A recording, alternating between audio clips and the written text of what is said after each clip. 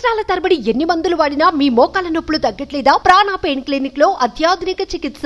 మంత్రి Lokesh red book అమలుపైన సంచలన statement ఇచ్చారు. వైసీపీ కొంతకాలంగా రెడ్ బుక్ గురించి చేస్తున్న కామెంట్స్ పై క్లారిటీ ఇచ్చారు. అధికారంలో ఉన్న సమయంలో భూములు దోచేసిన వారిని వదిలిపెట్టాలా అని ప్రశ్నించారు. రెడ్ బుక్ లో తప్పులు చేసిన వారి పేర్లున్నాయని, వారికి శిక్ష పడేలా చేయడం ఖాయమని స్పష్టం చేశారు. ఆయన అన్నా క్యాంటీన్లకు డబ్బులు లేవని చెప్పిన వైసీపీ సర్వే రాళ్ల కోసం భారీగా ఖర్చు చేశారని ఆగ్రహం వ్యక్తం చేశారు. చట్టాన్ని ఉల్లంఘించి ప్రజలను, కార్యకర్తలను ఇబ్బంది పెట్టిన వారిని వదిలేది లేదని ప్రచారంలో చెప్పారని లోకేష్ ఈ సందర్భంగా గుర్తు చేశారు. రెడ్ బుక్ విషయంలో ఊరూరు వెళ్లి మాట్లాడానని వివరించారు. దీనిపై ప్రజలకు తాను హామీ ఇచ్చానని అన్నారు. దానికి కట్టుబడి ఉన్నారని తెలియజేశారు. అందుకే ఎన్నికల్లో ప్రజలు మాకు మంచి తీర్పునిచ్చారని పేర్కొన్నారు. గత ప్రభుత్వం చేసిన కొన్ని అంశాలపై యాక్షన్ తప్పదన్నారు. ముఖ్యంగా లిక్కర్, ఇసుక దందాలు కొనసాగాయని తెలిపారు.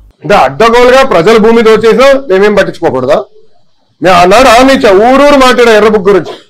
ప్రజలకి నేను హామీ ఇచ్చా, ఎవరైతే చట్టాన్ని ఉల్లంఘించారో వాళ్ళని నేను వదిలిపెట్టే ప్రసక్తే ఉండదు అని నేను ఊరూరు మాట్లాడాను స్వామి. ఎర్ర బుక్ పట్టుకుని తిరిగా చూపించా ప్రజలకి. అందుకే ప్రజలు మాకు అంత అద్భుతమైన మ్యాండేట్ ఇచ్చారు. దాని ఒక్కోళ్ళే కాదు, అందరం కలిసికట్టుగా పోరాడడం. దాంట్లో భాగంగా రెడ్ బుక్ ఒక మ్యాండేట్ మాకు. నేను ఊరూరు చూపించా రెడ్ బుక్. నేను ప్రతి పబ్లిక్ మీటింగ్ లో చూపించా. నిన్న ప్రతి నియోజకవర్గంలో మేము గెలిచాం. సో ప్రజలు మాకు అంత క్లియర్ మ్యాండేట్ ఇచ్చారు. సో ప్రజలు కూడా చాలా క్లియర్ గా ఉన్నారు. ఎవరైతే తప్పు చేశారో వాళ్ళు వదిలిపెట్టొద్దని క్లియర్ గా చెప్తున్నారు. అది అమలు చేస్తాం. వారిని వదిలేది లేదు. మాజీ మంత్రి జోగి రమేష్ కొడుకు వ్యవహారం గురించి ప్రస్తావించారు లోకేష్. అగ్రిగోల్డ్ భూమి పత్రాలు తీసుకుని ఫేక్ పత్రాలు క్రియేట్ చేసి ఆయా భూములు సొంతం చేసుకున్నారని తెలిపారు. ఆ తర్వాత వాటిని అమ్మేశాడని అన్నారు. ఇలాంటి వాటిపై యాక్షన్ తీసుకోకూడదా అని ప్రశ్నించారు. ఇంకా లిక్కర్, ఇసుక దందాలపై చర్యలు తప్పవంటూ లోకేష్ ఈ సందర్భంగా క్లారిటీ ఇచ్చారు. వైసీపీ ఎమ్మెల్యేలు పేదవారిని అవమానించారని అన్నారు. పేద ప్రజల కోసం ఎవరు పనిచేస్తున్నారు అనేది ప్రజలు పరిశీలించాలని తెలిపారు.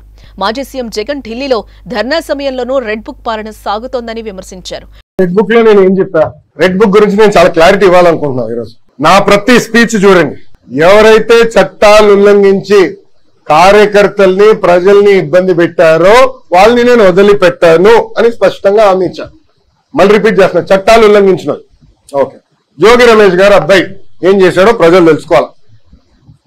అగ్రిగోల్డ్ భూమి పత్రాలు తీసుకుని ఫేక్ పత్రాలు సృష్టించి అతని పేరుపై ట్రాన్స్ఫర్ చేసుకుని అమ్మేశాడు. అగ్రిగోల్డ్ బాధితులు చాలా మంది ఇప్పటికీ ఇబ్బంది పడుతున్నారు. వాళ్ళకి రావాల్సిన డబ్బులు ఇంకా చాలా ఉన్నాయి. అగ్రిగోల్డ్ భూముల పైన ఫేక్ పత్రాలు సృష్టించి అమ్మేశాడు, డబ్బులు సంపాదించాడు. అంటే యాక్షన్ తీసుకోకూడదా? తెలుగుదేశం, జనసేన, భారతీయ జనతా పార్టీ ప్రభుత్వం రేపు లిక్కర్ లో కూడా యాక్షన్ తీసుకుంటాం, ఇసుక దండాల్లో కూడా యాక్షన్ తీసుకుంటాం. ప్రస్తుతం జోగి రమేష్ కొడుకు భూముల కేసులో అరెస్ట్ అయ్యారు. టీడీపీ కార్యాలయంపై దాడి కేసులో జోగి రమేష్ విచారణకు హాజరు కానున్నారు. ఇదే కేసులో మరికొందరు వైసీపీ నేతలు విచారణ ఎదుర్కోవాల్సిందే. ఇక కొడాలి నాని, వల్లభనేని వంశీ పైన కేసులున్నాయి. దీంతో రాజకీయంగా రానున్న రోజుల్లో చోటు చేసుకునే పరిణామాలపైన ఉత్కంఠ కొనసాగుతోంది.